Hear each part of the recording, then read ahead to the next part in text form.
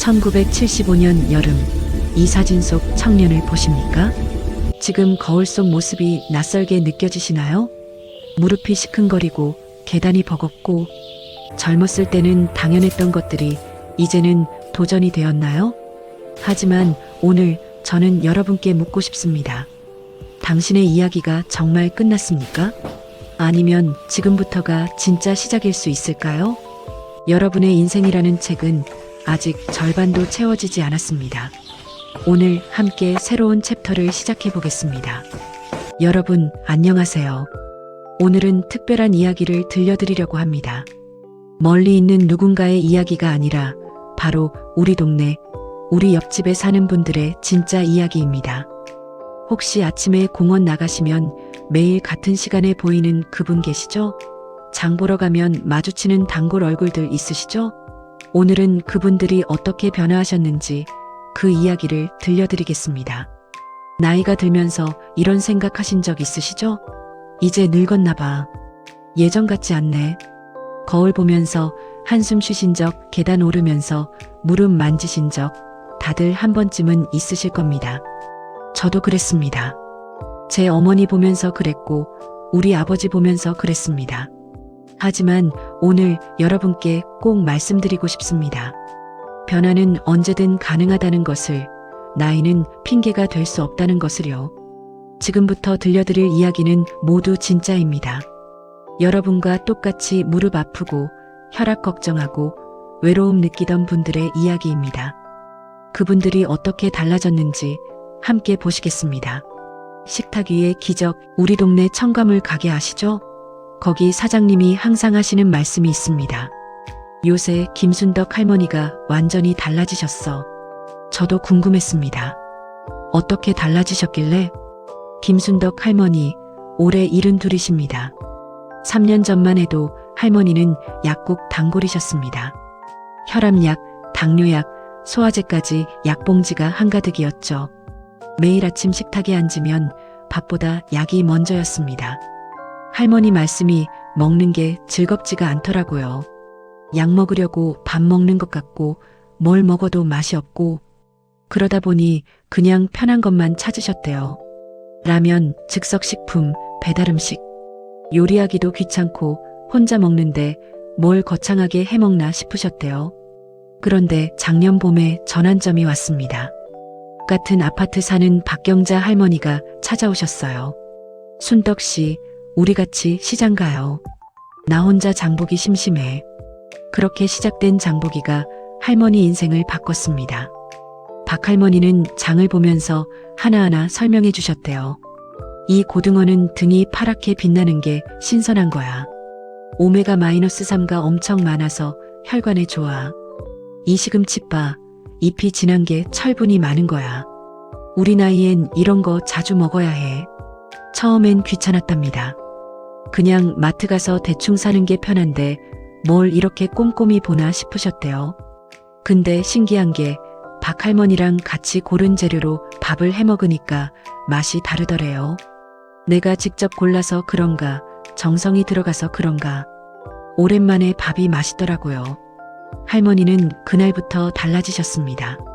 흰 쌀밥 대신 현미를 섞기 시작했고 고기도 삼겹살보다는 생선을 더 자주 드셨어요. 채소도 매일 챙겨 드셨고요. 3개월쯤 지났을까요? 동네 병원 선생님이 놀라셨대요. 할머니, 혈당 수치가 많이 좋아졌네요. 뭐 특별히 하신 거 있으세요? 할머니는 그저 밥을 잘 먹었을 뿐인데 몸이 답을 해준 겁니다. 지금은 약도 반으로 줄었고 아침에 일어나면 몸이 가벼워졌대요. 뭐보다 좋은 건 음식 이야기를 나눌 친구가 생긴 거래요. 박 할머니랑 주 2회 같이 장보고 돌아오면서 오늘은 이거 해 먹어야지 하는 재미가 생겼대요. 어제 할머니 만났더니 이러시더라고요. 선생님, 나 요새 저녁마다 손주들한테 반찬 사진 찍어서 보내요. 얘들이 할머니 맛있겠다고 부러워해요. 그 소리 듣는 게 얼마나 좋은지 몰라요. 여러분, 건강한 식습관이라고 해서 뭐 거창한 게 아닙니다. 비싼 영양제나 건강식품 사 먹으라는 것도 아니에요. 그냥 시장 가서 신선한 재료 고르고 정성껏 해먹고 누군가와 나눠 먹는 것. 그것만으로도 충분합니다. 혹시 오늘 저녁에 라면 끓이려고 하셨나요? 그럼 이렇게 해보세요. 라면에 계란 하나, 파 조금, 애호박 몇 조각만 넣어보세요. 그것만으로도 달라집니다. 내일은 냉장고에 있는 시금치를 된장국에 넣어보세요. 작은 변화가 쌓이면 큰 변화가 됩니다. 김순덕 할머니처럼요. 움직이는 용기. 우리 아파트 앞 공원 아침 6시면 사람들이 모입니다. 산책하는 분, 운동하는 분, 강아지 산책시키는 분. 그 중에서도 매일 빠지지 않고 나오시는 분이 계십니다. 이철호 할아버지 78이십니다. 저는 처음엔 몰랐습니다. 이 할아버지가 2년 전만 해도 휠체어에 앉아 계셨다는 걸요. 할아버지는 75에 무릎 수술을 받으셨습니다. 관절염이 너무 심해서 걷기도 힘드셨대요. 수술은 잘 됐는데 재활이 문제였습니다. 움직이면 아프니까 자꾸 앉아만 계시게 되고, 그러니까 근육이 더 약해지고, 그때가 제일 힘들었어요. 할아버지 말씀입니다. 화장실 가는 것도 며느리 손을 빌려야 하고, 현관 앞 계단도 못 내려가고, 내가 이렇게까지 늙었나 싶더라고요. 그러던 어느 날 옆집 최영수 할아버지가 찾아오셨습니다. 철호 형님, 우리 내일 아침에 공원만 나가봅시다. 딱 10분만요. 이 할아버지는 매일같이 오셨대요. 형님, 오늘도 나가요. 날씨 좋은데 나가요. 처음엔 정말 싫었답니다. 나가봤자 남들 눈에 흉만 되고 아프기만 하고. 근데 최 할아버지가 워낙 끈질기게 찾아오시니까 할 수 없이 나가셨대요. 첫날은 아파트 입구까지만 갔습니다. 그것도 쉬엄쉬엄 10분이나 걸려서요. 근데 신기한 게 있었대요. 밖에 나오니까 공기가 다르더래요. 햇볕이 따뜻하고 바람이 시원하고 새소리가 들리고. 집에만 있을 때는 몰랐는데 세상이 이렇게 아름다운 줄 몰랐어요. 할아버지는 그날부터 조금씩 거리를 늘리셨습니다. 아파트 입구에서 벤치까지, 벤치에서 공원 입구까지, 공원 한 바퀴, 두 바퀴. 한 달쯤 지나니까 몸에 변화가 왔습니다. 아침에 일어나면 무릎이 덜 뻐근하고 계단도 천천히지만 혼자 오르내릴 수 있게 됐어요. 3개월 후엔 지팡이 없이도 걸을 수 있게 됐고요. 지금은 어떠냐고요? 매일 아침 6시면 공원을 30분씩 걸으십니다. 손주들이 놀러오면 같이 공원까지 걸어가십니다. 작년 추석엔 가족들이랑 등산도 다녀오셨대요. 높은 산은 아니었지만 정상까지 오르셨답니다. 그때 정상에서 내려다보는 풍경을 보면서 울었어요. 2년 전 휠체어에 앉아있던 내가 이렇게 산 정상에 서 있다는 게 믿기지가 않더라고요. 할아버지한테 물었습니다. 비결이 뭐예요? 할아버지는 웃으시면서 이러셨어요. 비결은 없어요. 그냥 매일 나가는 거예요. 비 오나 눈 오나 춥나 덥나 그냥 나가는 거예요. 처음엔 힘들어요. 근데 100일만 하면 습관이 돼요. 그리고 이렇게 덧붙이셨습니다. 혼자는 힘들어요. 최 형님이 매일 찾아와 주지 않았으면 나 아마 지금도 집에만 있었을 거예요. 친구가 있다는 게 얼마나 고마운지 몰라요. 여러분, 운동이라고 해서 헬스장 가고 요가 학원 다니는 게 아닙니다. 그냥 밖에 나가는 거예요. 현관문을 여는 거예요. 오늘 날씨 좋죠? 이 영상 다 보시고 신발 한번 신어보세요. 아파트 입구까지만이라도 나가보세요. 내일은 우편함까지, 모레는 벤치까지. 그렇게 하루하루 조금씩 늘려가는 겁니다. 그리고 옆집 아는 분 계시면 같이 나가자고 해보세요. 혼자는 힘들어도 둘이면 할 수 있습니다. 이철호 할아버지처럼요. 혼잠이 주는 선물. 동네 약국 가면 제일 많이 파는 게 뭔지 아세요? 수면제랍니다. 우리 또래분들 중에 밤에 잠 못 이루시는 분들이 얼마나 많은지 모릅니다. 저희 어머니 친구분이신 박영희 할머니도 그러셨습니다.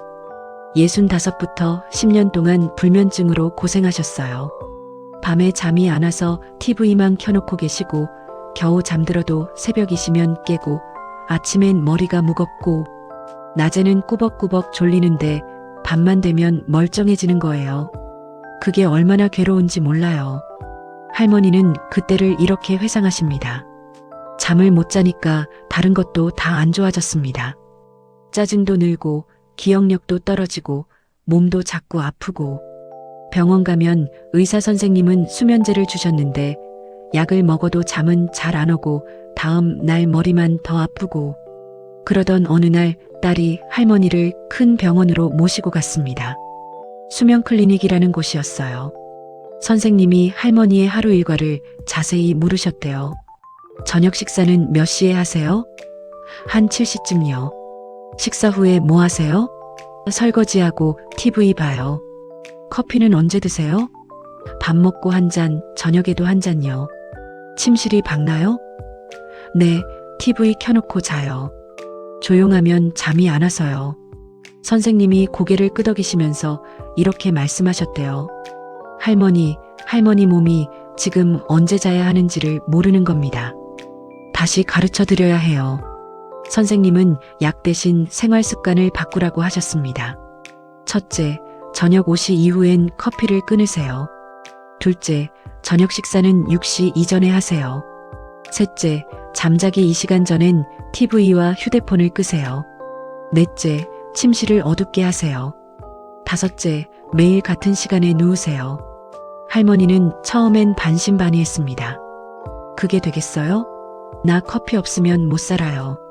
근데 딸이 워낙 성하니까 일단 한번 해보기로 했어요. 첫 주는 정말 힘들었답니다. 커피 생각나고 TV 보고 싶고 밤 10시에 누우면 천장만 바라보고 근데 선생님이 그러셨대요. 처음엔 다 그래요. 그래도 침대에만 계세요. 잠이 안 와도 괜찮아요. 2주쯤 지나니까 조금씩 달라지기 시작했습니다. 밤 10시에 누우면 11시쯤엔 스르르 잠이 오고 아침 6시엔 자연스럽게 눈이 떠지고 3개월 후엔 완전히 달라졌어요. 아침에 일어나면 개운해요. 머리가 맑아요. 그리고 신기한 게 낮에 활력이 생기는 거예요. 예전엔 낮에 늘 피곤했는데 이젠 오후에도 멀쩡해요. 지금 할머니는 매일 밤 10시면 주무시고 아침 6시면 일어나십니다. 수면제도 끊으셨어요. 딸이 놀라서 그러더래요. 엄마 얼굴에 생기가 돌아요. 10년은 젊어 보여요. 할머니가 제일 좋아하시는 시간이 뭔지 아세요? 아침입니다. 아침에 눈 뜨면 창문으로 햇살이 들어와요. 새소리도 들려요. 예전엔 그냥 소음이었는데 이젠 음악처럼 들려요. 살아있다는 느낌이 들어요. 저도 할머니 이야기 듣고 따라해봤습니다. 저도 밤늦게까지 TV 보고 휴대폰하고 그랬거든요. 근데 10시에 불 끄고 누워봤더니 정말 달라지더라고요. 여러분, 오늘 밤 한번 해보실래요?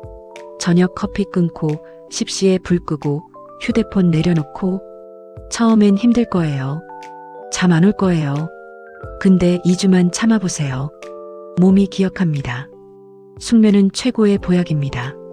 박영희 할머니처럼요. 마음의 정원 가꾸기 작년 이맘때쯤이었나요? 동네 슈퍼 앞에서 최철수 할아버지를 봤습니다. 근데 뭔가 달라 보이시더라고요. 얼굴에 생기가 돌고 옷도 깔끔하게 입으시고 뭔가 바빠 보이셨어요. 그 전까지 할아버지는 그렇지 않으셨습니다. 3년 전 정년 퇴직하신 후로 집에만 계셨거든요. 아침에 일어나도 할 일이 없고 그냥 TV 보고 소파에 누워 계시고 할머니 말씀이 저 양반이 완전히 다른 사람이 됐어요. 웃지도 않고 말도 없고 밥도 제대로 안 먹고 우울증인 것 같아서 병원도 가봤는데 약 먹어도 소용없고 생각해보면 이해가 됩니다. 40년 동안 회사 다니셨잖아요. 매일 아침 7시면 일어나서 출근하고 회의하고 일하고 그게 인생의 전부였는데 어느 날 갑자기 그게 다 사라진 거예요. 내가 이제 뭐하고 살아야 하나? 나한테 남은 게 뭐가 있나? 할아버지는 그런 생각만 하셨대요. 자식들은 다 바빠서 자주 못 오고 친구들도 다 바빠 보이고 나만 할 일 없는 사람 같고 그러던 어느 날 동네 복지관에서 전화가 왔습니다. 어르신, 우리 복지관에서 서예 강좌 시작하는데 한번 오셔서 구경만이라도 해보세요.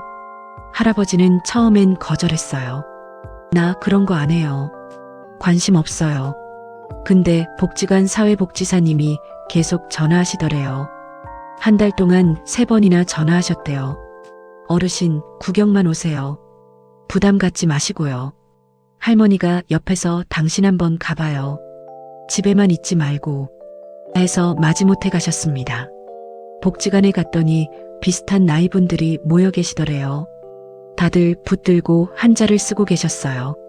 선생님이 반갑게 맞아주시면서 어르신, 여기 앉으세요. 붓 한번 잡아보세요. 하시더래요.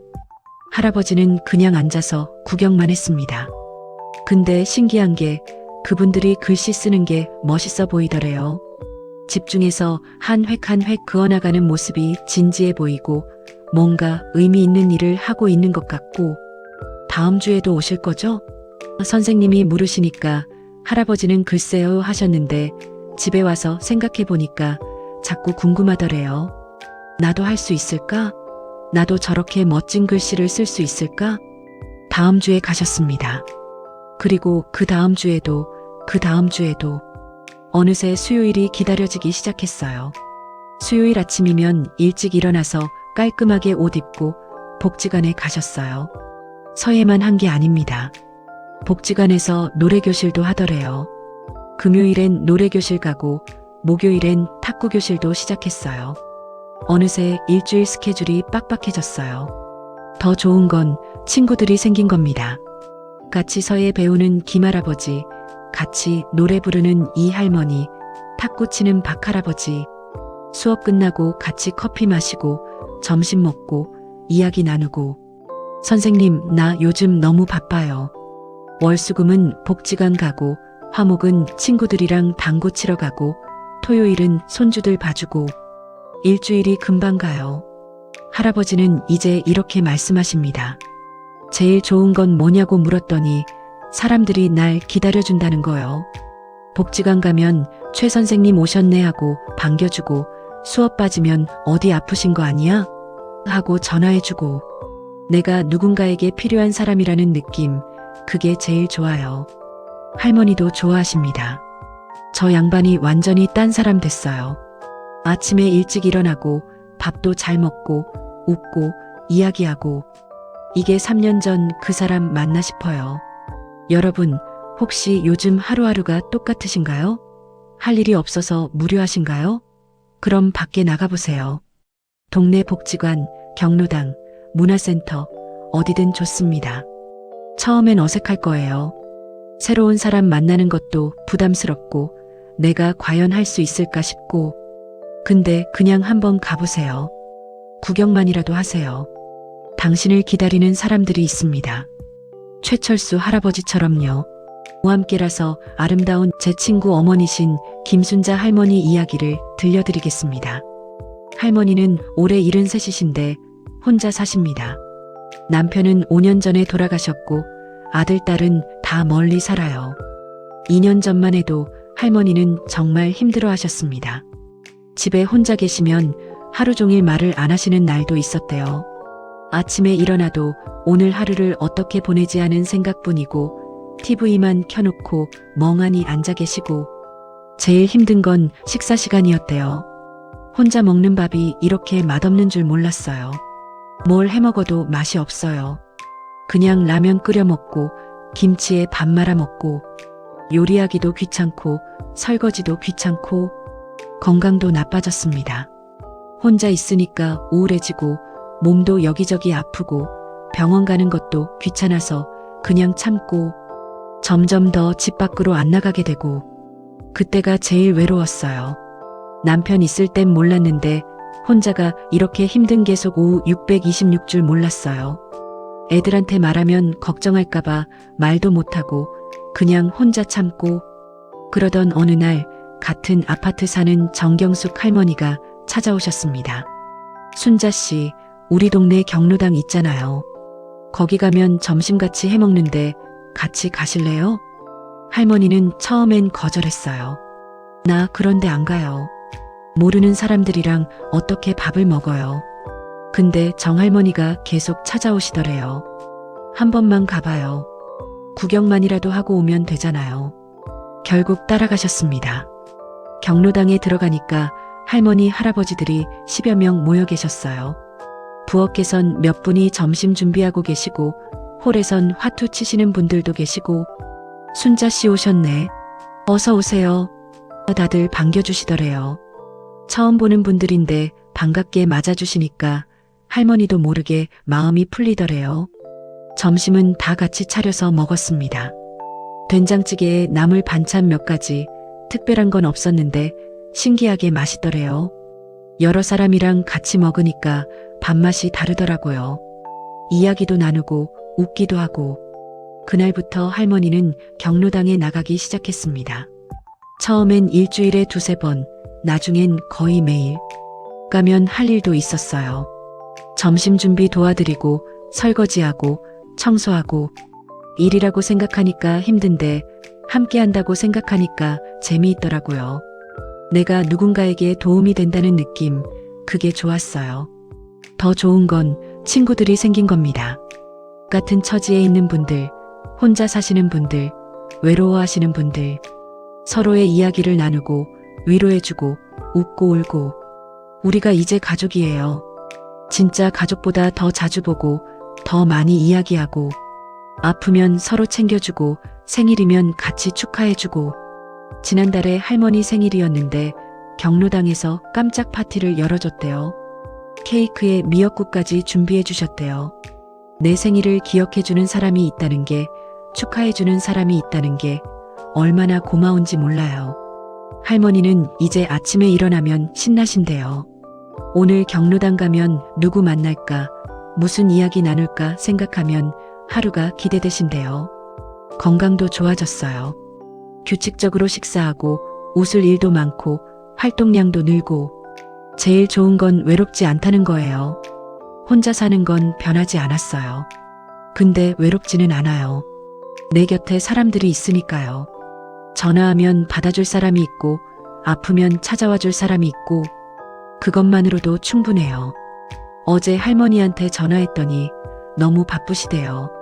내일은 경로당 소풍 가고 모레는 친구들이랑 영화 보러 가고 다음 주엔 온천 여행 가요. 요즘 너무 바빠서 큰일이에요. 웃으시면서 말씀하시는데 목소리에 생기가 넘치더라고요. 여러분, 혹시 요즘 외로우신가요? 말할 사람이 없으신가요? 그럼 밖으로 나가보세요. 동네 경로당, 복지관, 어디든 좋습니다. 처음엔 어색할 거예요.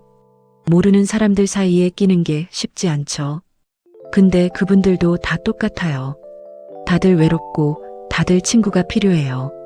먼저 손 내밀어 보세요. 안녕하세요 한마디면 됩니다. 그 한마디가 당신의 인생을 바꿀 수 있습니다. 김순자 할머니처럼요. 여러분, 오늘 5분의 이야기를 들려드렸습니다. 식습관을 바꾼 김순덕 할머니, 매일 걷기 시작한 이철호 할아버지, 잠을 되찾은 박영희 할머니, 새로운 취미를 찾은 최철수 할아버지, 친구를 만난 김순자 할머니. 이분들의 공통점이 뭘까요? 특별한 무언가가 있었던 걸까요? 비싼 치료를 받으신 걸까요? 아닙니다. 그분들은 그냥 시작하셨습니다. 오늘을 선택하셨습니다. 작은 변화를 만들기로 결심하셨습니다. 그리고 그분들 옆엔 누군가 있었습니다. 같이 장 보러 가자고 손 내민 친구, 매일 아침 깨워주는 이웃, 복지관으로 이끌어준 사회복지사, 경로당으로 데려간 동네 할머니. 혼자는 힘듭니다. 하지만 함께라면 할 수 있습니다. 여러분, 오늘부터 하나만 바꿔보시겠어요? 냉장고 문을 열고 신선한 채소를 꺼내보세요.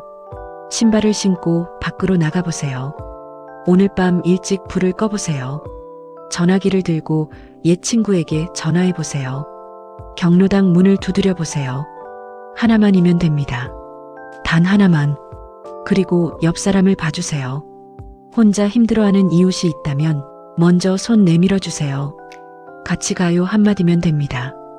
우리는 혼자가 아닙니다. 우리는 이웃이고 친구이고 동료입니다. 함께 나이 들어가는 동반자입니다. 나이는 숫자일 뿐입니다. 중요한 건 어떻게 사느냐입니다. 오늘, 지금, 이 순간부터 새로운 하루를 시작해 보세요. 당신의 가장 아름다운 날들은 아직 오지 않았습니다. 응원합니다. 여러분 모두를 응원합니다.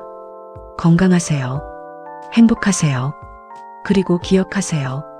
당신은 혼자가 아닙니다. 감사합니다.